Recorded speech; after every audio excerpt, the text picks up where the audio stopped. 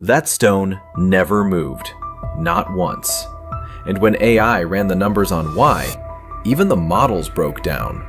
Something was happening at Baalbek that our best engineering assumptions still cannot explain. The builders knew something, and the quarry they left behind is where that secret begins. Baalbek sits in Lebanon's Bekaa Valley, and it has been holding the same secret for roughly 4,000 years.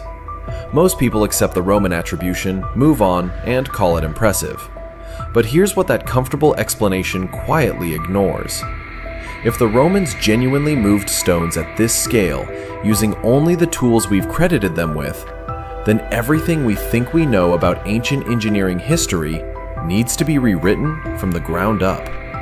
AI reanalysis of the site's heaviest block has now exposed a gap that mainstream archaeology has been content to leave open.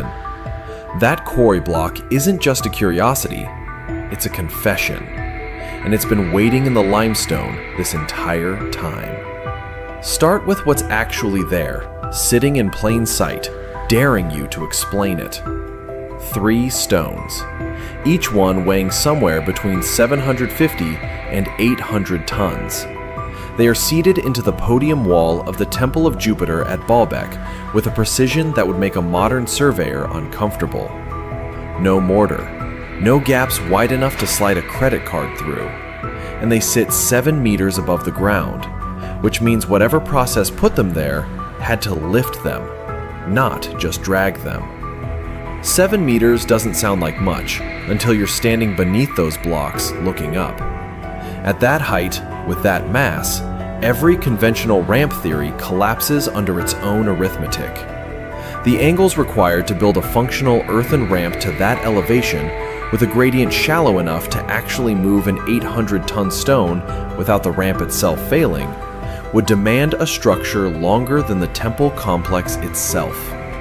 Some estimates push the required ramp length past 300 meters, and there is zero archaeological evidence that any such ramp ever existed at Baalbek. No compacted fill layers, no remnant earthworks, nothing. Researchers have proposed sledges, rollers, levers, and counterweight systems. Each solution works beautifully on paper and in small-scale demonstrations. None of them scale. The physics of friction, the tensile limits of ancient rope, the sheer number of workers you'd need to coordinate in a confined space. Every time someone runs the full calculation, the answer comes back the same. It doesn't work. Not at this weight, not at this height. Now, the Roman attribution itself isn't seriously contested. Inscriptions, architectural style, construction phases, the historical record connects the temple complex to Roman building programs. And archaeologists, including those at the German Archaeological Institute, have worked the site extensively. That part isn't the mystery. The mystery is the how. And on that question, the official position is essentially a shrug. The mechanism remains, in the words of the academic literature, unclear. Brian Forrester visited the site and stood directly on top of one of the trilithon blocks. His words were simple and worth sitting with for a moment. He said, "I'm on top of an 800-ton block." That's it. No dramatic theorizing in that moment. Just a man standing on something that shouldn't be where it is, trying to let the scale land. Because when you're actually there, when you're not looking at a photograph or a diagram, but standing on the stone itself, the abstraction disappears. You stop debating theories and start asking a more honest question. How did anyone do this? The trilithon has attracted engineers, archaeologists, alternative historians, and now AI modeling systems, all circling the same problem. And the honest answer, the one that survives every serious scrutiny, is that we don't know. We have candidates, we have hypotheses. We do not have a mechanism that holds together at full scale with the tools and labor forces the historical period would have provided. That is already a significant admission. 3 stones, each nearly the mass of a fully loaded Boeing 747, placed with jeweler's precision 7 meters in the air. And the best answer archaeology can officially offer is that the Romans were very determined and very clever. Maybe. But here's what makes that answer start to wobble. The trilithon isn't even the biggest problem at Baalbek. Not by a long stretch. Because sitting in the quarry, just a short distance from the temple complex, there is a stone that makes the trilithon blocks look manageable. A stone that was never moved. A stone that, when AI modeling was finally applied to the full engineering scenario, produced results that the researchers themselves described as irreconcilable with known ancient methods. 1,650 tons. And it's still there, exactly where it was cut. Which raises a question that no one has cleanly answered. Did they abandon it because they couldn't move it? Or did they stop because they already had everything they needed, and this one was simply never meant to go anywhere at all? That question is about to get a great deal more complicated. Here is a specific claim that the archaeological record supports without any ambiguity. The stone of the pregnant woman is not a mystery of interpretation. It is a mystery of raw, measurable, physical fact. 1,200 tons. Still fused to the bedrock it was carved from, still sitting in the quarry at Baalbek, exactly where ancient hands left it, as if the workers simply walked away one afternoon and never came back. That alone would be enough to anchor a conversation about the limits of ancient engineering. But in 2014, the German Archaeological Institute did something that quietly rewrote the scale of this entire problem. They were conducting a systematic survey of the quarry site when their instruments identified a second stone. Buried, partially obscured. And when they finished measuring it, the number they arrived at was not 1,200 tons. It was 1,650. Marguerite Van Es, a leading authority on the region's archaeology, addressed this directly in a lecture at Yale. Her words were precise and careful, the way scholars choose their words when the evidence is genuinely uncomfortable. She said, the newly identified block weighs at least 1,600 tons. At least. That qualifier matters. It means the number could be higher. It means the floor of this problem is already beyond anything previously documented in the ancient world, and the ceiling has not yet been established. Now consider what both stones share. They were not rough cuts. They were not exploratory test blocks abandoned because the quarry stone proved unsuitable. The tool marks are still visible in the limestone, frozen mid-stroke, as if the work simply stopped. The geometry is deliberate. The shaping is intentional. These are finished preparations for stones that were meant to go somewhere, which is the detail that refuses to leave quietly. Because the standard explanation for the smaller blocks that were successfully moved, the ones that now sit inside the temple platform at Baalbek, relies on the assumption that the Romans developed some extraordinary logistical system. Massive timber sledges, thousands of workers pulling in coordinated rhythm, earthen ramps and levees constructed to distribute the weight. It is an impressive picture, and for blocks in the 400 to 800 ton range, it is at least theoretically arguable. But the pregnant woman stone was cut to 1,200 tons, and the newly found block was cut to 1,650. If the builders lacked the means to move them, why were they cut at all? Quarrying a block of this size is not a minor undertaking. It requires sustained investment, skilled labor, precise planning, and the complete removal of surrounding material. You do not accidentally produce a 1,600-ton block. You produce it because you intend to use it. So the question is not simply whether they could move it. The question is what they believed when they started cutting. What technology, what method, what capability did the people standing in that quarry assume they possessed? or actually possess, that made a 1,650-ton stone feel like a reasonable starting point? That question has been sitting in the limestone for 2,000 years, maybe longer. And now, for the first time, someone has fed every scrap of available data into a system designed to stress test assumptions without sentiment or institutional loyalty. What that system found did not simplify the problem. It made it considerably harder to explain. When you run the numbers without any attachment to the answer, something interesting happens. The comfortable explanations start to fail. Not dramatically, not all at once, but methodically, one constraint at a time, until the model you started with no longer resembles the problem you are trying to solve.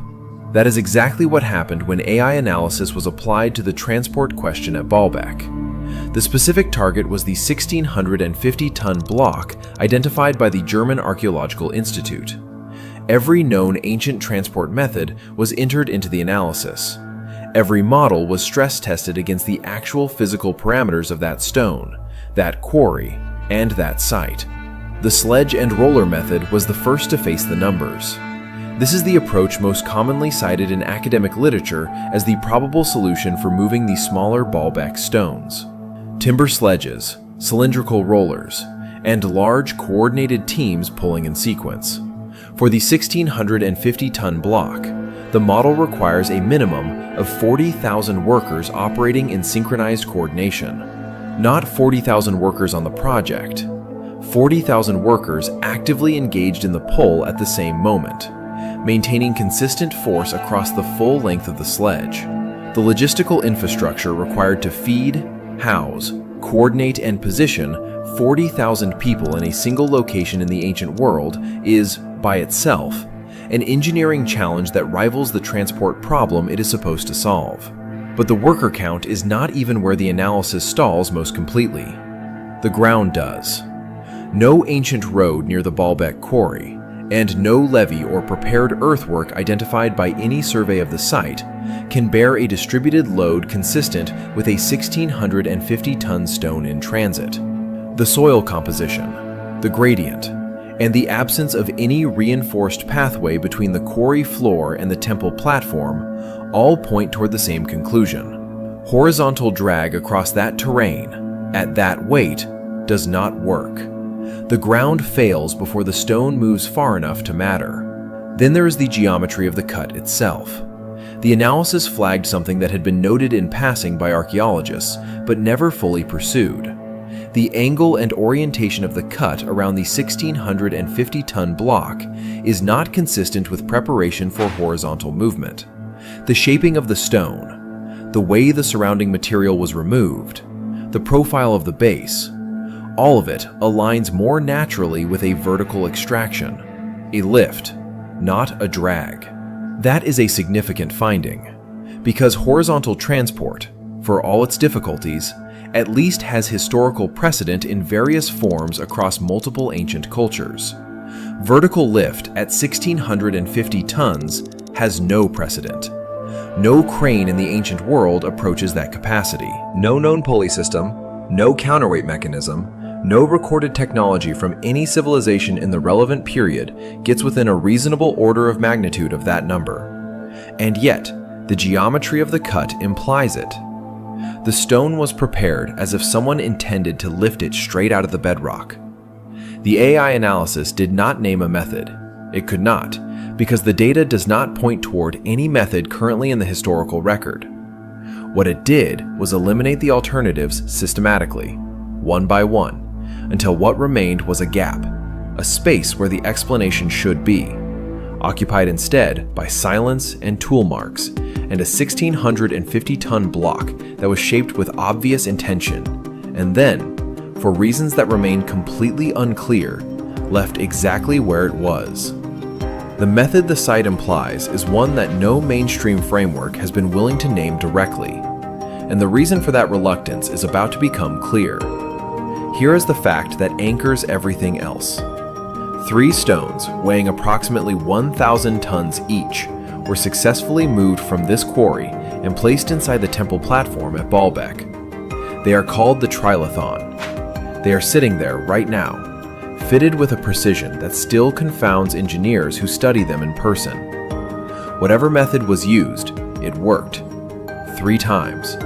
On stones that should have been impossible to move. The 1,650-ton block was never moved. It is still in the quarry.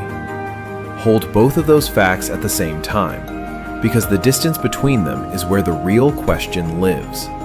The builders succeeded with 1,000 tons. They attempted 1,650, and then they stopped.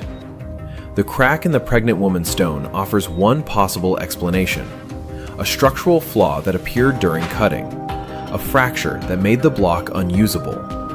Work halted not because of inability, but because the stone itself failed the standard. That is a reasonable interpretation. Archaeologists have cited it. But a crack explains why that particular stone was abandoned. It does not explain why no comparable block was ever cut again.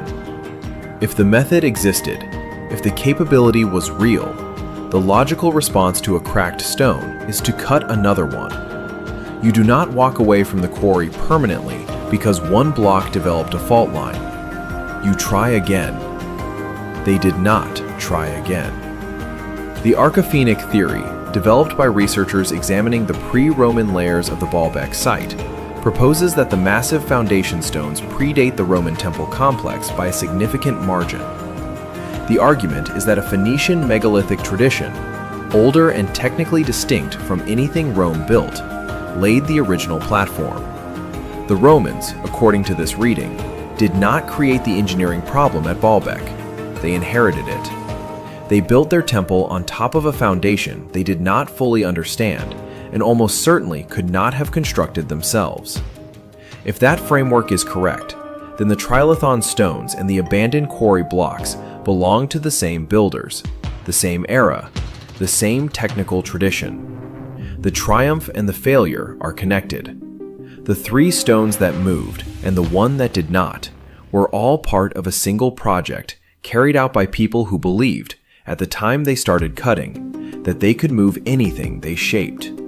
And then something changed, or something broke, or the project simply reached its outer limit, the point where even their method, whatever it was, met a weight it could not overcome. What does it mean when the largest attempt is the one that failed? It means the builders were pushing. It means they were not working comfortably within the boundaries of their capability. They were testing those boundaries, extending them, trying to move something larger than anything they had moved before. The 1,650-ton block was not a routine commission. It was an attempt at something unprecedented. And it is still sitting there, waiting, cut and shaped and ready, frozen in the moment the project ended, holding a question that 2,000 years of civilization have not managed to answer cleanly. What happens next in this story is not another unanswered question. It is something far more specific. It is evidence carved directly into the stone itself. A kind of record left behind by the people who built this place. One that researchers have been reading very carefully. And what it says is not what anyone expected to find. The stone doesn't lie.